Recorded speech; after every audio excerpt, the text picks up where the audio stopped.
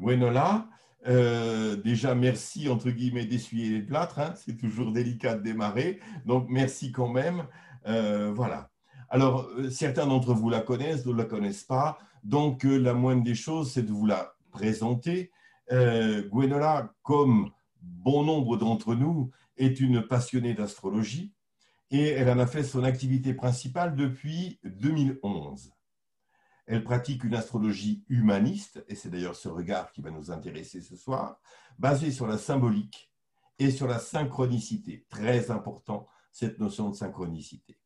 Elle conçoit la consultation comme un accompagnement, une aide à la personne pour éclairer sa conscience, utiliser au mieux toutes ses potentialités et donner du sens aux événements de sa vie. Soucieuse de partager sa passion pour cette discipline, Gwenola enseigne l'astrologie et organise régulièrement des week-ends astro-créatifs. On a envie d'y aller. Elle se passionne aussi pour la mythologie grecque. On est nombreux là-dessus, elle aussi. Elle est l'auteur d'un joli conte intergénérationnel qui s'appelle Frigga, l'âne et le papillon. J'adore les contes, j'adore l'astrologie, donc c'est magnifique. Et qui est à découvrir chez votre libraire ou via Internet, sur son site. Voilà. Donc, Gwenola, maintenant, à toi la parole pour nous proposer ton regard sur Emmanuel Macron.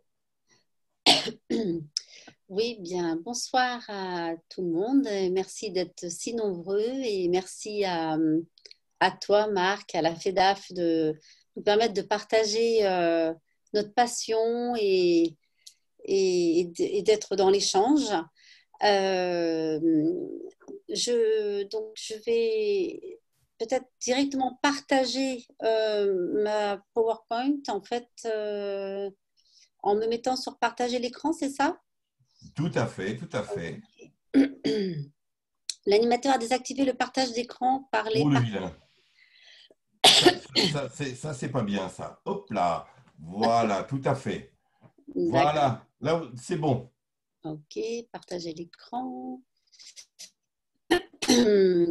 Et là, vous voyez l'écran? Voilà, c'est bon. On voit. Et là, vous voyez en fait l'image en grand ou il faut que j'agrandisse aussi de mon côté? Vous avez l'image en plein écran? Oui, tout va Oui? très bien. On voit tout. Les vignettes sur le côté et D'accord. la vignette principale en grand. D'accord.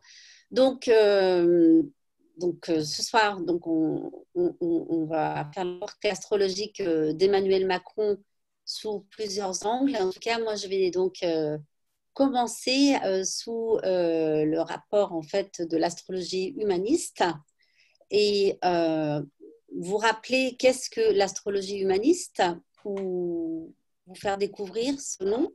Tout d'abord, le terme humaniste en fait désigne une astrologie centrée sur la personne telle qu'elle est, avec le corps, l'esprit, la psyché, et donc en fait faisant partie d'une famille, d'un groupe ou d'une société.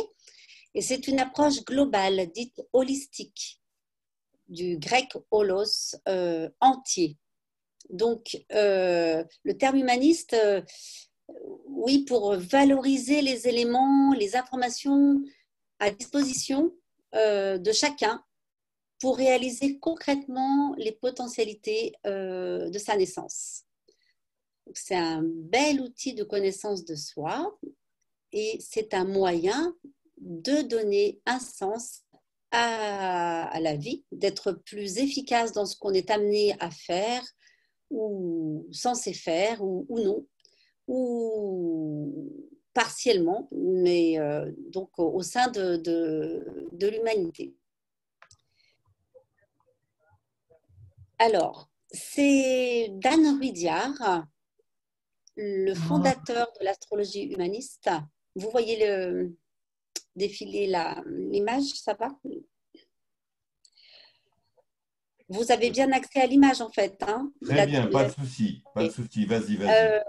Qui est donc le fondateur de l'astrologie humaniste, dite humaniste ou transpersonnelle. Ce qu'il a fait, c'est qu'il a rapproché les sciences humaines, et la psychologie, et notamment le travail de Carl Gustav Jung à l'astrologie traditionnelle. Donc, c'est une astrologie axée sur le développement de la personne, c'est-à-dire enrichir nos qualités, les exprimer pleinement, aller vers le comportement qui convient le mieux. Il y a plusieurs postulats, j'en ai résumé quelques-uns, mais il y en a un qui est, voilà, le premier, c'est que tout est symbole en astrologie. Et un symbole, c'est donc une image en fait servant à représenter quelque chose. Et les symboles ont trait à notre nature et non aux événements. Donc une symbolique avec des résonances et des synchronicités. Par exemple, Saturne est la dernière planète qu'on peut voir à l'œil nu, sans lunettes, et donc elle symbolise les planètes, les limites, les limites en fait. Jupiter est la plus grosse, la plus brillante, elle peut symboliser quelque chose de l'ordre de joyeux, mais aussi peut-être d'exagéré ou d'imposé. Voilà, c'est un exemple. Et on considère le symbole comme un moyen d'accéder à une conscience la plus large possible. Donc, les postulats, en faisant l'expérience du changement, effectivement, tout change sans arrêt. L'homme fait partie d'un tout, je l'ai dit tout à l'heure en parlant du terme holistique. En fait, l'astrologie est un moyen de mettre en pratique une interrelation entre l'homme, l'individu et l'univers. Une manière de se relier à tout. Et puis, la notion de soi, qui est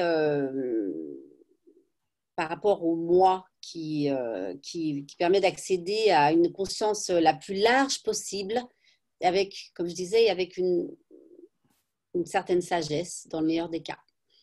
Et puis, bien sûr, la notion de cycle, les cycles planétaires notamment.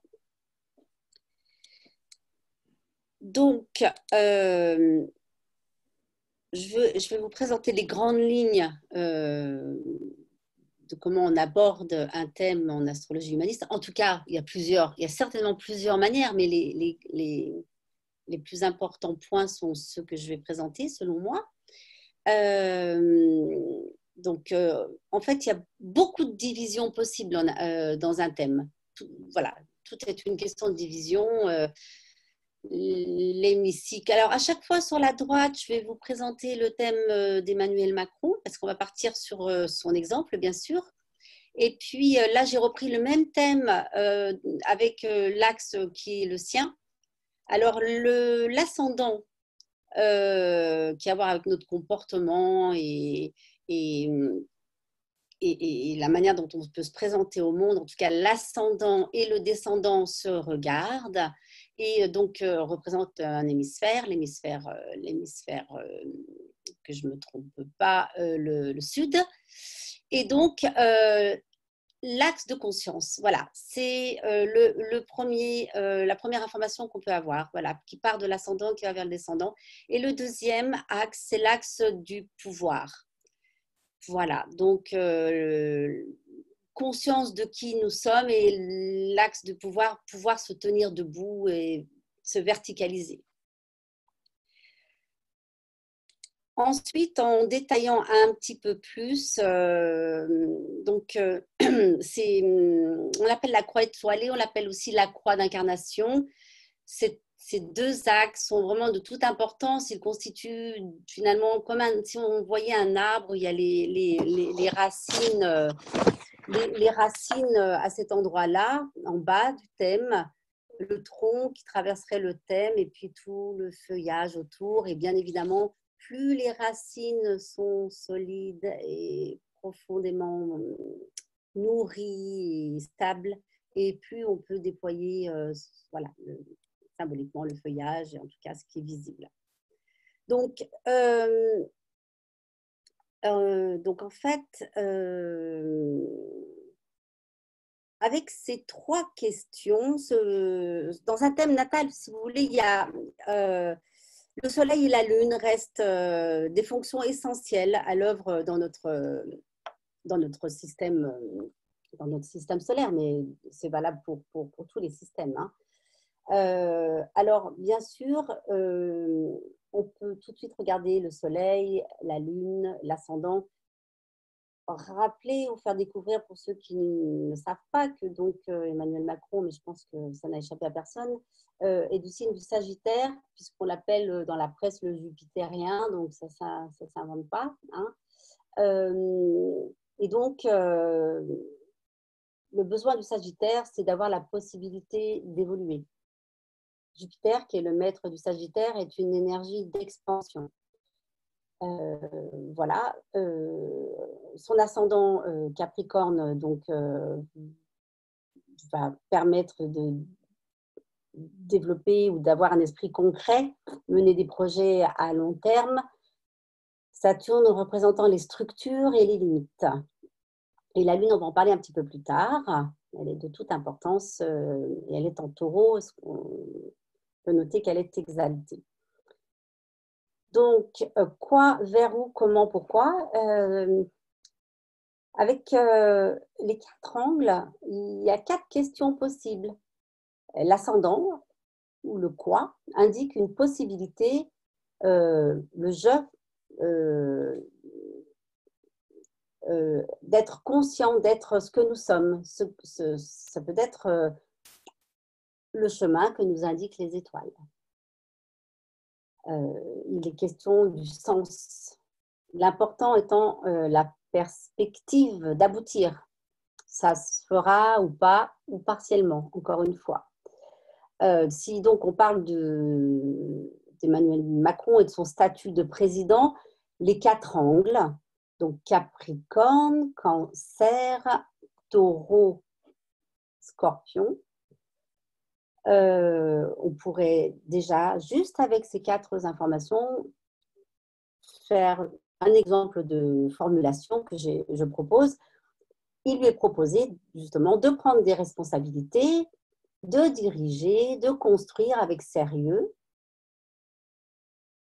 Vers où? En se tournant vers alors, sa patrie, si on parle du postulat, du statut du président, la France, puisque la Lune symbolise aussi la foule, et s'engager à la protection de la nation, de ses valeurs, de ses traditions. Comment? En s'appuyant sur le sentiment fondé d'une stabilité affective et matérielle. Je ne vais pas expliquer à chaque fois pourquoi je dis les phrases, mais si jamais on pourra y revenir, en fait, pourquoi, pour relever les défis de son époque et faire évoluer et renforcer la puissance et la richesse de ce que représentent ses idéaux. Bon, il s'est probablement appuyé sur son expertise financière pour légitimer sa valeur, mais l'argent semble être un moyen et pas une fin pour donner du sens à son chemin de vie, puisque le Sagittaire a besoin, comme je disais tout à l'heure, de donner du sens. Si je ne l'ai pas dit, je le dis, et aussi donc de s'expandre. Alors,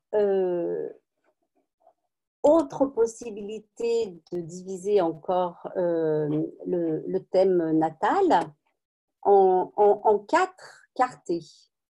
Donc, de l'ascendant au fond du ciel au descendant, du descendant au milieu du ciel, du milieu du ciel à l'ascendant. Alors là, c'est quatre fonctions jungiennes. C'est donc les quatre fonctions jungiennes que Rudyard, sur lesquelles Rudyard s'est appuyé et les a intégrées donc à ses recherches, à son travail. Donc, la fonction intuition, rapidement, elle est immédiate, elle est directe, instinctive. Et puis là, on voit qu'il y a une planète, donc c'est la Lune. Voilà, la fonction intuitive et instinctive est forte. C'est la première planète qui va se lever après sa naissance. Ça peut être voilà, avec la Lune, il y a tellement, tellement de choses, mais il peut avoir des visions, des choses tout à fait intéressantes. Le fait qu'elle soit en terre, un signe de terre en taureau, n'empêche pas le sens de la réalité. Et une sécurité matérielle et financière provenant de son environnement proche, issu aussi de grands groupes, parce que voilà, il y a beaucoup de choses dans la maison 11 chez lui, ou de grandes institutions, les banques, l'État, etc. Hein, on regardera les 4 grands points de sa carrière tout à l'heure, mais c'est vrai qu'il a commencé en étant le secrétaire général de François Hollande. Et ensuite, il y a la fonction sentiment. Donc, c'est plutôt l'impression que les objets, en fait, font sur la personne et comment on perçoit le monde extérieur en fonction de ce qu'on aime et de peut-être aussi ses peurs. Avec Jupiter, l'impression est forte et puissante. Faire impression, s'exprimer de manière jupitérienne en 5 et faire régner les valeurs qui sont les siennes. Avec la fonction sensation, on a la force de l'impact de ses propres sens. Ce sont les projections, en fait. Hein. Alors là, bon, il y a 4 planètes très, très importantes. Mars rétrograde qui va donner beaucoup de possibilités de réflexion, peut-être encore plus profondément qu'un Mars direct. En Lion, l'ambition, ça nourrit l'ambition. Mais aussi en développant des stratégies avec la rétrogradation, ça peut faciliter en tout cas. Et l'esprit de décision, bien sûr, en 7, trouver des partenaires. Saturne en 7 aussi, s'appuyer sur appuyer des projets d'association, et c'est grâce à ces relations qu'il s'est accompli. Pluton en 8, l'union fait la force. Hein. Une fois qu'on s'est associé en 7, on partage en 8 aussi. Hein. Donc, voilà le mot qui m'est venu. Et puis, Uranus en 9, besoin de transformer, de se dépasser, ce qu'il a fait en lançant son propre mouvement baptisé En Marche le 6 avril 2016. Et puis, pour finir, la pensée. Alors, la pensée, c'est davantage donc par rapport aux fonctions intuition et sentiment qui sont plus irrationnelles. Ici, on est plus dans le rationnel et là, on est dans une pensée progressive. Il est tourné vers les ressources humaines, bien sûr, les relations humaines, excusez-moi. Et ici, la clarté est prédominante puisqu'il y a le Soleil, il y a Neptune, il y a Vénus et Mercure. Et le Soleil est là. Et il dirige sa vie avec une pensée réfléchie. Voilà, déjà juste en découpant comme ceci, on a quand même déjà de quoi dire des choses. Autre élément, justement, les 4 éléments qui sont voilà, dans tous les courants astrologiques, mais donc vous faire un petit rappel, ces 4 états critiques de la conscience, ces 4 modes de l'existence matérielle, et donc le feu, l'eau, l'air et la terre. Le feu, ce qui rend la croissance possible, il a lui 5 planètes, dont le soleil, pour prendre des initiatives, avoir des idées et faire équipe, fédérer. Donc, pas mal de feu, beaucoup de feu. Des planètes en eau, il en a 2, dans deux signes, hein, que je précise, ce sont dans les signes dans lesquels se trouvent les planètes. L'air, alors donc, c'est tout ce qui a à voir avec tout ce qui rend la propagation possible. C'est évidemment les mémoires, Mais c'est aussi voilà, tout ce qui peut se répandre. Bon, on ne va pas rentrer trop dans les détails. L'air, les interactions possibles. Donc, il a une seule planète en air, c'est Pluton. Et puis la Terre, la consolidation des structures et dont la Lune en taureau, voilà, ce qui va quand même aussi renforcer ce côté concret et patient et capable de construire et de capacité de travail, etc. Alors, une seule planète en air, ça mérite de relever, on peut appeler ça comme une carence. Et alors, souvent, quand on va vérifier avec la personne, mais si on a une seule, parfois, quand il n'y en a pas, ça peut poser moins de soucis que quand il y en a une seule qui va surcompenser toutes les autres. Et en fait, être un moteur dans la vie de la personne. Et ça a été, me semble-t-il, c'est intéressant par rapport à Emmanuel Macron de noter qu'il a... donc l'air, c'est la communication, c'est inviter à se mobiliser pour prendre la parole, se battre bien sûr pour ses idées, les libertés, apprendre à convaincre, alors à rassembler, apprendre à faire des discours. Il a, si je ne me trompe pas, eu un gros travail à faire et il a d'ailleurs pris des cours de théâtre pour être beaucoup plus à l'aise avec sa parole. Il avait à travailler, je crois que c'est comme ça qu'il a connu Brigitte Macron d'ailleurs. Donc, en tant que prof de théâtre.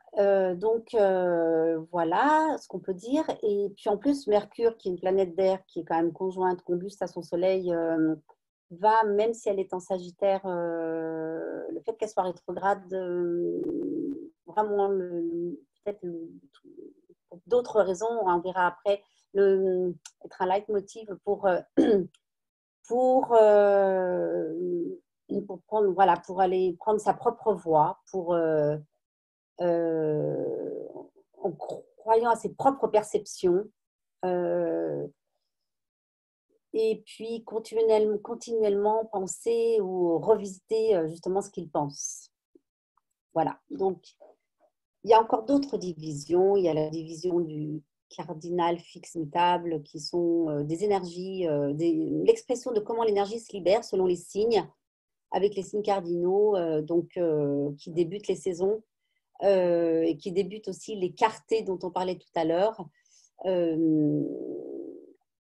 Il y a cette notion de démarrage, avec les signes cardinaux, de fixité, la manière dont ça se manifeste et de mutabilité avec les derniers signes.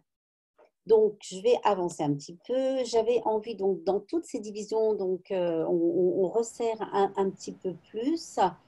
Et cette fois, m'arrêter sur... alors, vous avez, bon, le zodiaque comporte 360 degrés. J'ai envie de m'arrêter sur un degré précisément dans le thème d'Emmanuel Macron, qui me semble tout à fait intéressant pour les raisons que je vais vous dire. Voilà, que je vais vous donner. C'est le 29e degré dans le thème, dans son thème. Vous voyez bien l'image, ça va, c'est... Oui, on voit bien. Vas-y. Donc, Il te reste quelques minutes, ok, Gwenola.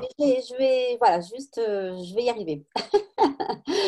Alors, en fait, vous faire remarquer, donc le 29e degré apparaît beaucoup dans son thème. Le soleil, Mercure, l'ascendant, le milieu du ciel, le fond du ciel. Il se passe beaucoup de choses autour de ce degré-là. Et je suis allée voir un petit peu plus précisément ce que ça signifiait. Et c'est un degré tout à fait particulier euh, et qui a retenu mon attention dans son thème pour sortir quelque chose on va dire, une synthèse. Et en fait, qui peut être aussi un moteur, ce 29e degré. Alors, il est considéré comme anarétique. Anarétique, ça veut dire, en fait, ça peut vouloir dire beaucoup de choses, comme vous le voyez.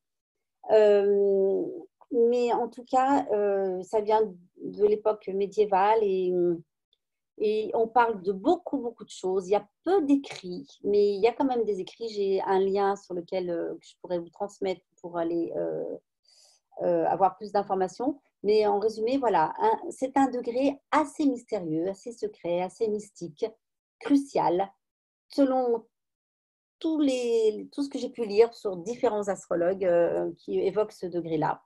Entre deux Janus, hein, donc la porte entre la fin et le début de quelque chose d'autre, il a voilà, ces mots-là, évolutif, karmique, signe d'une personnalité ou d'une intelligence exceptionnelle, peut être critique, euh, mais aussi nécessité de prendre une décision. Crisis vient du verbe krinein, décider en grec. Donc, c'est dans ce sens-là. Et voilà, je sens. Allez, voilà. On connaît aussi l'opposé de anarétique, c'est ileg. Parfois, on voit dans d'autres. C'est des termes assez anciens, hein, qui lui était un terme qui signifiait plutôt le point le plus puissant d'un thème. Alors que anarétique, c'est vraiment on peut autant parler d'expertise comme de prix à payer. Alors, c'est très, très étonnant, mais c'est vraiment un travail à fournir. L'énergie, et alors, ce qui est intéressant, c'est que ce point, ce degré 29, est au mi-point des 4 quartés. Exactissime. Et que, en plus de ça, au mi-point, donc, le mi-point, ça donne des précisions. Ce mi-point, c'est encore une autre division, une question de division. Et le domaine où un exutoire est possible, en fait. Ça peut impulser, ça peut déclencher, donc les mi-points. Et là, à ces mi-points qui sont exactissimes, alors en plus de ça, avec le 29e degré, on ne passe pas au 30e, contrairement à ce que nous faisons pour lire les degrés sabiens, par exemple. C'est le seul degré où on va 29 degrés aux 60 minutes, aux 30, aux 60 minutes, mais on ne va pas, on reste dans c'est ce degré-là qui intéresse les astrologues depuis la nuit des temps. Donc, que j'ai noté, c'est qu'il avait le Soleil conjoint à ce degré 29, ou même dessus d'ailleurs, hein, son Soleil est à 29 degrés 20, Mercure, et puis en face, c'est même plus le miroir du mi-point, voilà, enfin, en tout cas ça peut l'être, mais qui est aussi conjoint et à la Lune noire et à Jupiter. Voilà, donc Jupiter et Mercure se retrouvent aussi les maîtres de ces mi-points. Et de la même manière, ils sont encore les mêmes, Mercure, Neptune et Jupiter, qui sont au mi-point du descendant milieu du ciel et ascendant fond de ciel. Voilà. Donc j'ai trouvé ça intéressant par rapport à cette information que ça peut vraiment être un point énergétique qui oblige, qui propulse encore peut-être plus que d'autres points. J'aurais pas le temps de vous faire la lecture de 2 ou 3 degrés sabiens que j'avais pris, mais peut-être à la fin, on verra, concernant ces points précisément. Mais c'est pas grave, je vais juste terminer en disant qu'il y a aussi autre chose qu'on peut regarder, c'est simplement voilà, l'esprit aussi de synthèse qui est assez difficile en astrologie, mais toujours revoir voilà, le maître de l'ascendant Saturne et le maître de son soleil qui se regardent favorablement, le maître de son ascendant qui regarde favorablement son soleil, voilà des prédispositions pour aussi aller vers ce vers quoi il est amené à aller. Et puis, on regarde aussi les maîtres du milieu du ciel qui sont favorablement aspectés l'un l'autre, qui vont aussi l'aider à servir tout ce qu'on a pu dire tout à l'heure sur les grandes lignes de ces 4 points. Voilà, donc je n'ai pas le temps de faire un degré sabien en fait. Non, donc tant pis.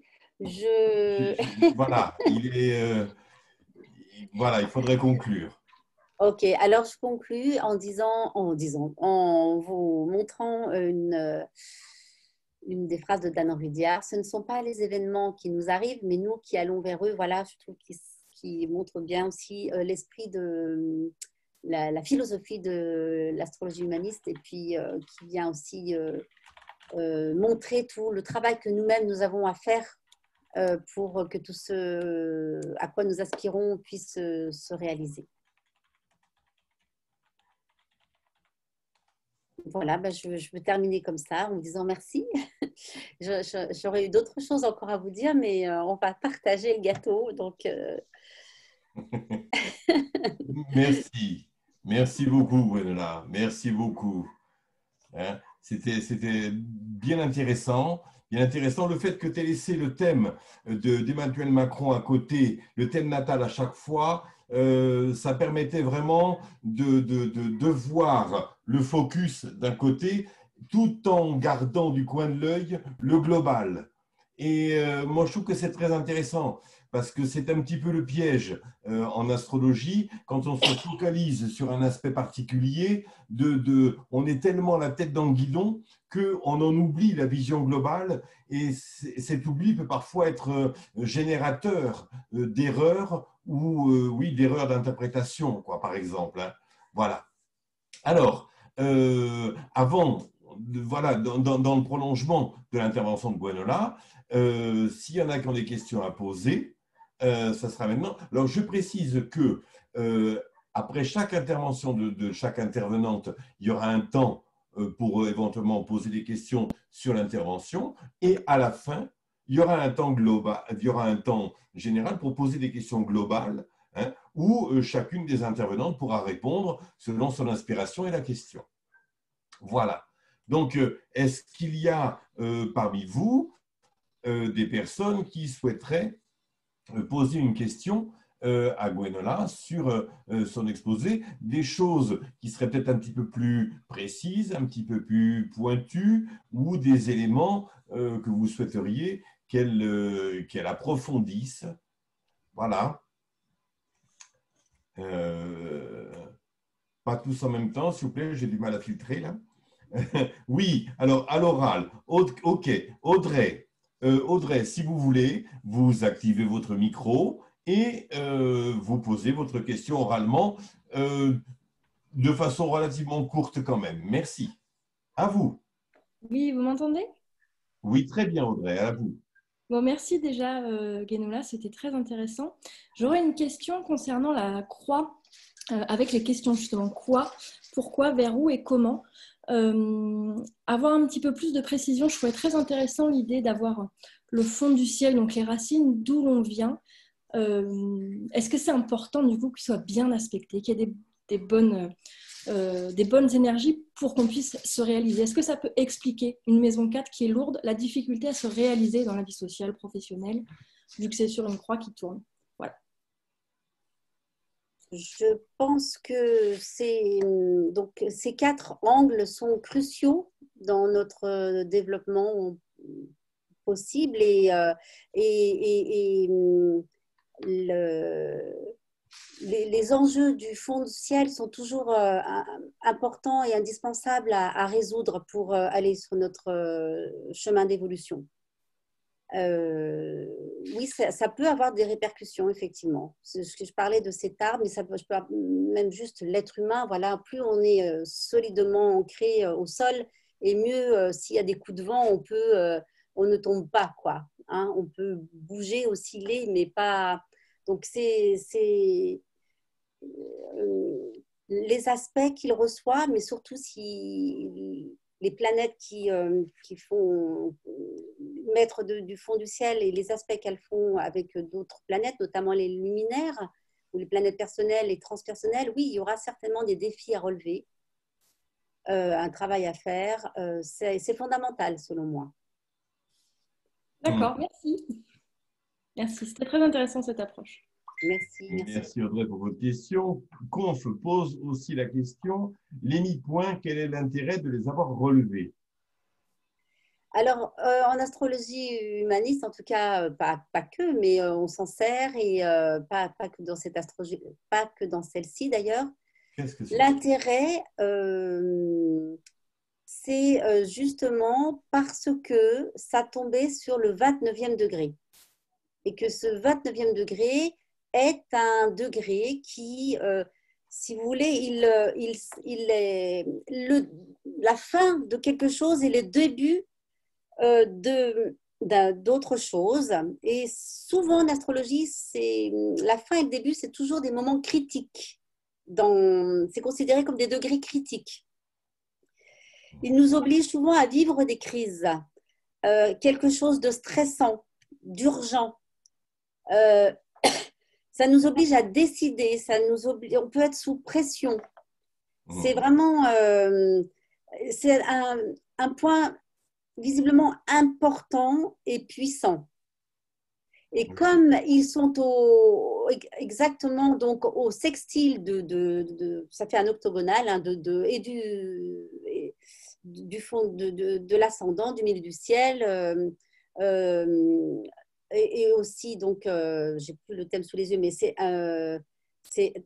un point qui pour moi donne une explication sur la motivation de cet homme qui travaille comme un forcené depuis très très très longtemps, qui a une capacité de travail et d'abattre. Et bon, moi, je ne fais pas du tout de politique, hein, donc je ne suis pas mais je note et j'ai lu des choses sur sa capacité de relever des défis, de se battre et d'en vouloir.